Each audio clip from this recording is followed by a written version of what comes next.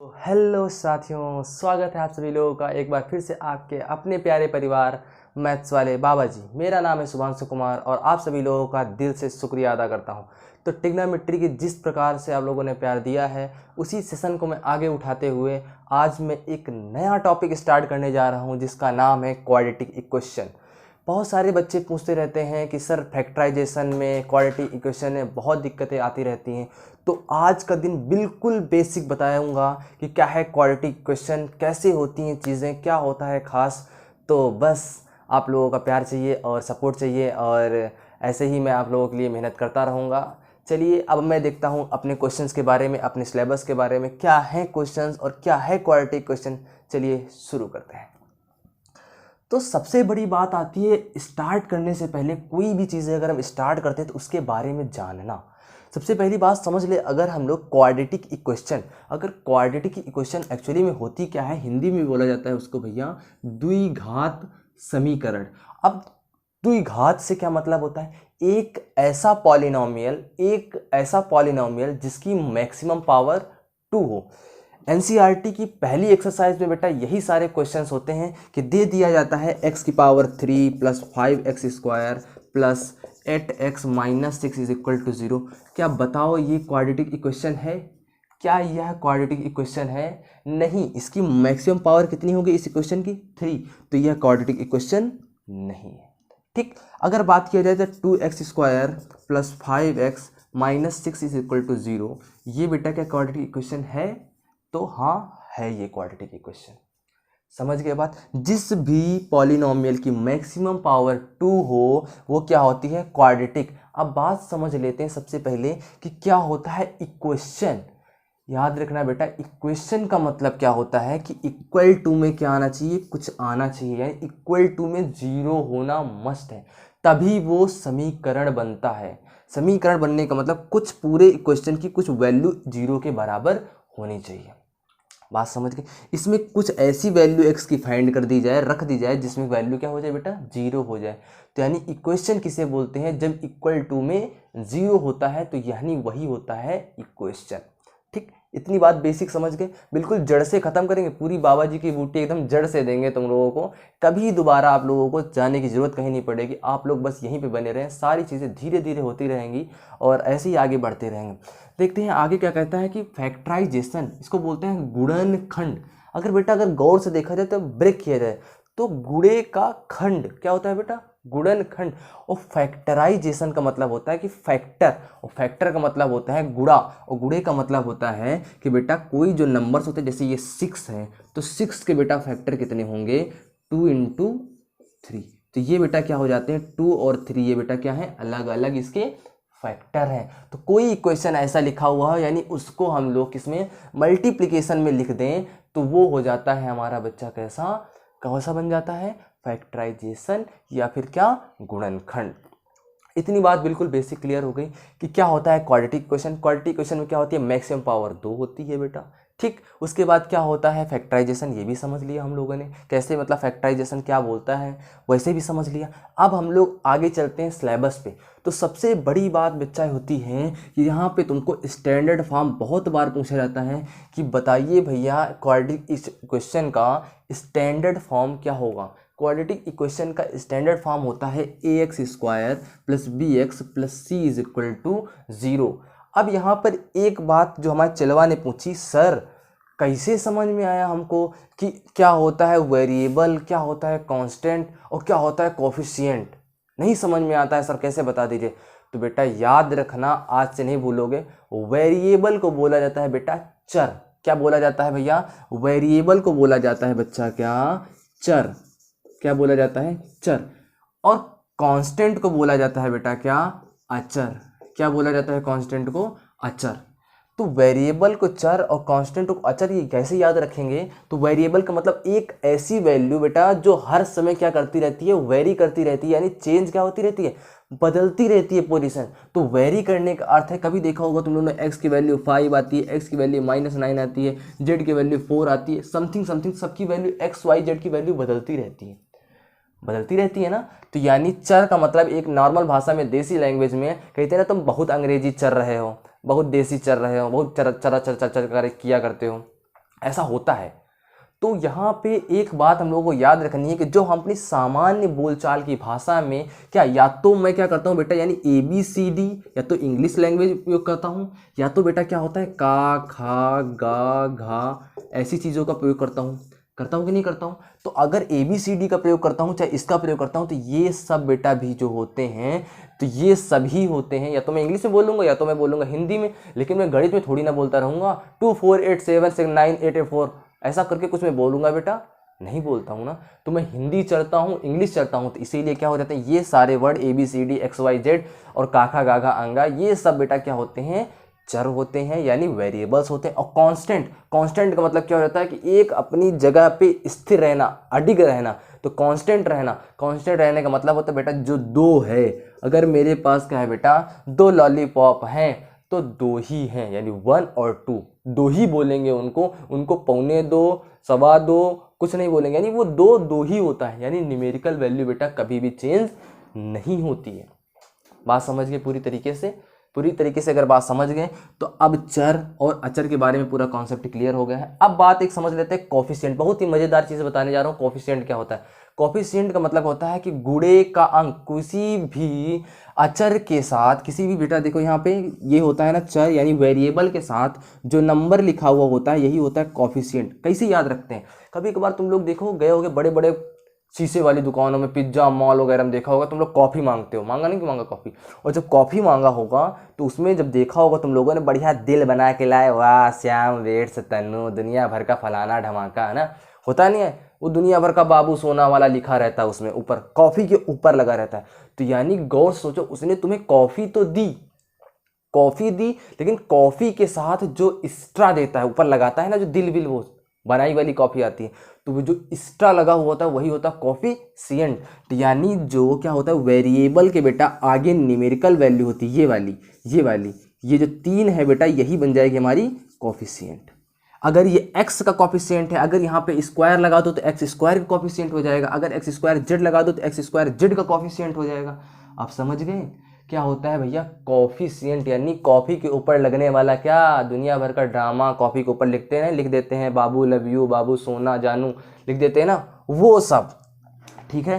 Coefficient, variable, चर, अचर अगर पूरा समझ में आ गया है बेटा, तो अब हम लोग चलेंगे इस तरह वाली, पहली वाली तुम लोग एक्सरसाइज इसी तरह कंप्लीट हो जाएगी कि जिसकी मैक्सिमम पावर 2 होती है वही होती है क्वाड्रेटिक इक्वेशन। ऐसे ही क्वेश्चन हो जाते हैं। अगर मैं तुमसे पूछना चाहूँ भैया क्या ये क्वाड्रेटिक इक्वेशन है, हाँ पावर 2 है। अगर इसमें मैं पावर 3 लगा दूँ, अगर पूछूँ तुमसे बेटा क्या क्वाड्रेटिक इक्वेशन है, नहीं है, क्या अगर क्या करना पड़ेगा, इसको पावर 2 करना पड़ेगा, कर दिया।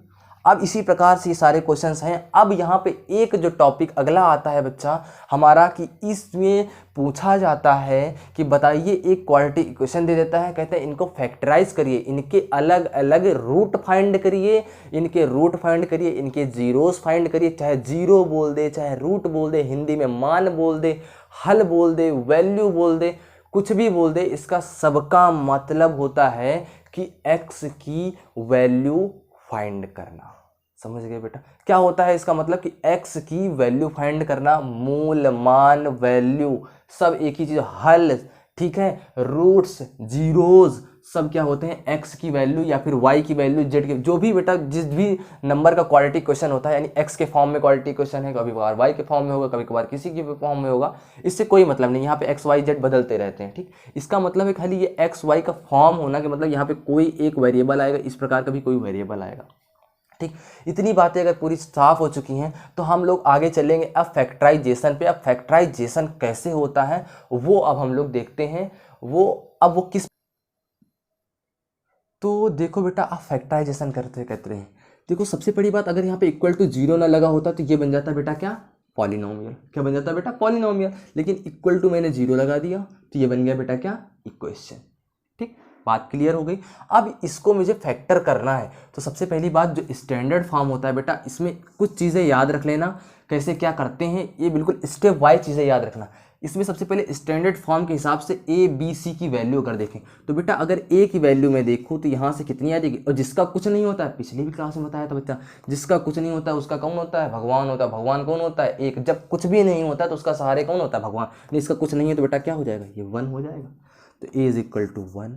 अब देखो बेटा गौर से देखेंगे तो x से x यहाँ पे कंपेयर करेंगे तो b के आगे जो आ जाएगा बेटा क्या है, b की जगह में कितनी वैल्यू लिखी हुई है 5। अब यहाँ पे देखा जाए बेटा c की जगह कितनी वैल्यू, साइन के साथ वैल्यू लिखी जाती है, तो c के साथ बेटा कितना आ जाएगा 6।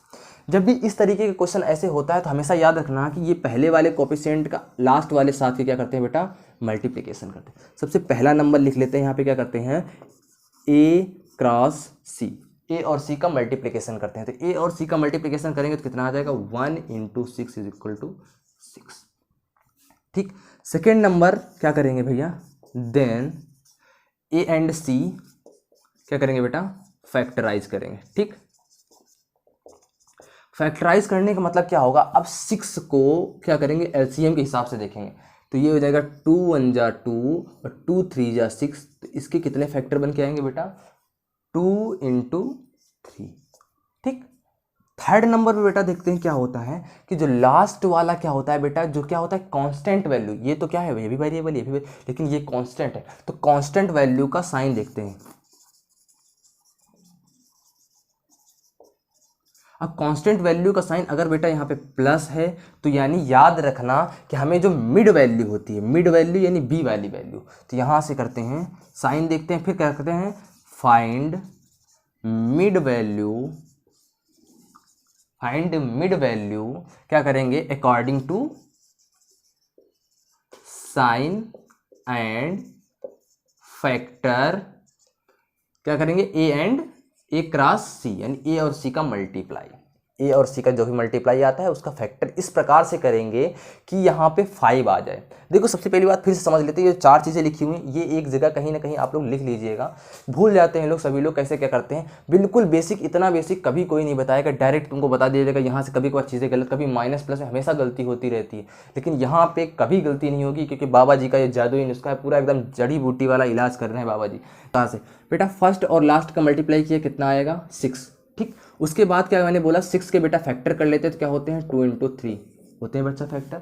और उसके बाद मैंने बोला इसके बाद लास्ट वाला साइन देखते हैं, अगर ये प्लस का है तो यहाँ पे प्लस का मतलब इनमें से फैक्टर में ही जोड़ के लाना हुआ होता है हमको। क्या अच्छा, इसका एक और फैक्टर देखें तो क्या 1 भी तो होता है, 1 भी तो सबका फैक्टर होता है, लेकिन नहीं लिखेंगे कोई बात नहीं, जब जरूरत होगी तब भी लिख लेंगे, कोई दिक्कत नहीं। अभी यहाँ पे जब 6 हुआ तो 2 × 3, अब आगे वाला साइन देखेंगे तो ये वाला नंबर यानी 2 और 3 ये फैक्टर्स में से ऐड करके मिडिल वैल्यू लानी होगी, तो 2 और 3 को ऐड करेंगे बेटा, क्या 5 नहीं आ जाएगा, आ जाएगा ना।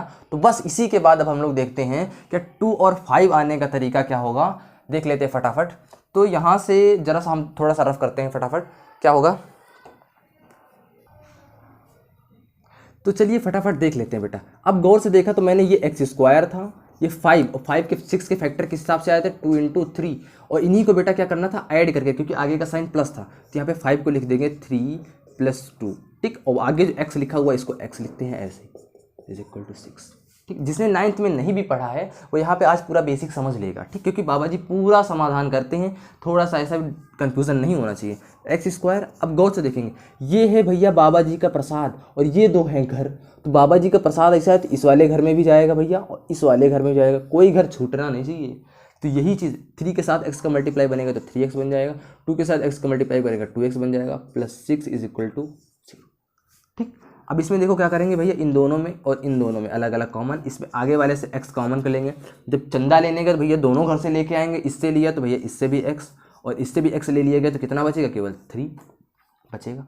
आगे इसमें देखो गौर से क्या मैक्सिमम कॉमन दिख रहा है, केवल 2 ही तो दिख रहा है, तो 2 मैंने कॉमन किया, अंदर क्या बचेगा बेटा x + 3 = 0। यानी यहाँ से अब इन दोनों में देखो, इन पूरे दोनों में, इन दोनों में देखेंगे तो बेटा क्या x + 3 दोनों में दिख रहा है, और जैसे ही x + 3 दिखा तो अंदर क्या बचेगा, इससे x बचेगा और इससे बेटा क्या बचेगा 2। यानी यहाँ तक तो मेरा फैक्टराइजेशन हो गया, लेकिन अब हमको x की वैल्यू फाइंड करनी है, और जब भी तुमको x की वैल्यू फाइंड करनी हो तो यहाँ से आंसर नहीं होता है। उसके बाद लिखते हैं फटाफट व्हेन x + 3 = 0, यानी एक पहले वाले को 0 के बराबर कर दो तो एक वैल्यू निकल के आ जाएगी x = -3। When x + 2 = 0 then x = -2। यही x -3 और -2 यानी इसका मतलब हो गया ये -3 और -2 हो गया, तो यहाँ से पता चल गया भैया कि ये दोनों x की वैल्यूज़ हैं और यही जीरोज़ हैं, यही रूट है। अब एक बार खास याद रखना, जिसकी बेटा जितनी मैक्सिमम पावर होती है उसके उतने ही रूट आते हैं। जैसे इसकी बेटा कितनी थी, 2 पावर थे, यानी x की 2 वैल्यू आई थी। अगर बेटा पावर 3 होती तो ये क्वाड्रेटिक नहीं बनता, कुछ और बनता, तो वहाँ पे कितने में जाते, उसके x की 3 वैल्यू आती। अगर कुछ और देखते हैं बेटा 4 होता तो उसके x की 4 वैल्यूज आती। इसी प्रकार x की जितनी पावर होती है उतनी ही वैल्यू आती है। तो ये दोनों हमारे बन गए रूट्स। और ये सारे क्वेश्चंस आप लोगों को दिए गए हैं, ये सारे क्वेश्चंस आप लोगों के प्रैक्टिस के लिए हैं। प्रैक्टिस कैसे करनी है आप सभी लोगों को ये देखना है। अगर मैं थोड़ा सा मैं बताना चाहूँ तो देख सकते हो बेटा, बिल्कुल आसान आसान। क्या है बिल्कुल आसान, देखते हैं। 2 और 3 को मल्टीप्लाई करें कितना आ जाएगा बेटा, 6। और 6 के अगर मैं करूं तो 6 का क्या हो जाएगा भैया, अगर 7 लाना है तो 6 इंटू 1 और 6 इंटू 1 करेंगे बेटा, क्या बन जाएगा, 7 बन गया फटाफट। अगले नेक्स्ट वाले में 6 3 जा 18 और 9 2 जा 18, 9 में 2 माइनस कर देंगे। इसके आगे ये साइन माइनस का था, याद रखना, साइन के साथ सेम चीज़ें लिखी जाएंगी, ठीक है।